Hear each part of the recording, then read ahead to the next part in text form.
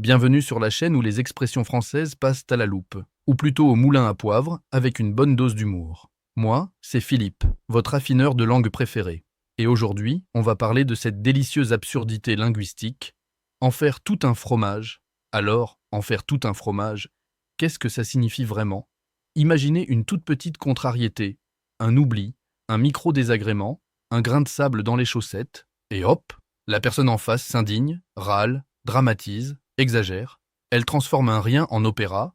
Voilà, vous y êtes. Elle en fait tout un fromage. Mais pourquoi un fromage? Pourquoi pas une montagne? Une tempête? Un sketch de Molière? Eh bien, c'est là que l'image devient savoureuse. L'origine de cette expression remonterait au XXe siècle, et elle joue sur l'idée que fabriquer un fromage, c'est tout un processus compliqué, avec des étapes, du temps, de l'attention.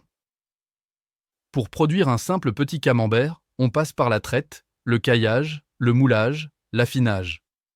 On ne rigole pas avec le fromage.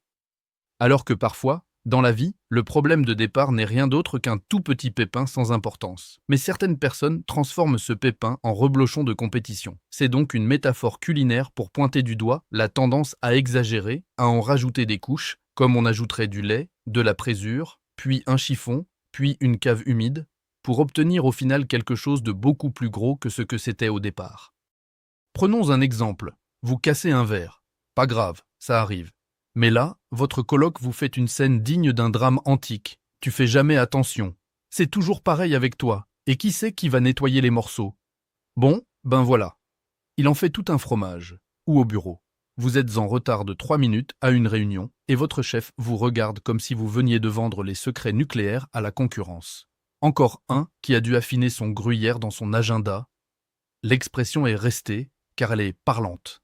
Elle croque, elle fond, elle pique un peu parfois. Mais elle est aussi très française. Transformer le banal en solennel, le quotidien en théâtre, le détail en plat en sauce. Et entre nous, on le fait tous un peu, non?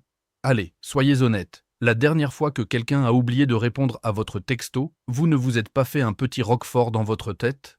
Alors, si vous aimez les mots qui sentent bon le terroir et les expressions qui dégoulinent de sens, abonnez-vous à la chaîne et laissez un petit commentaire. Et surtout, la prochaine fois que vous sentez la crise monter, respirez, comptez jusqu'à 3 et demandez-vous, est-ce que ça mérite vraiment tout un fromage?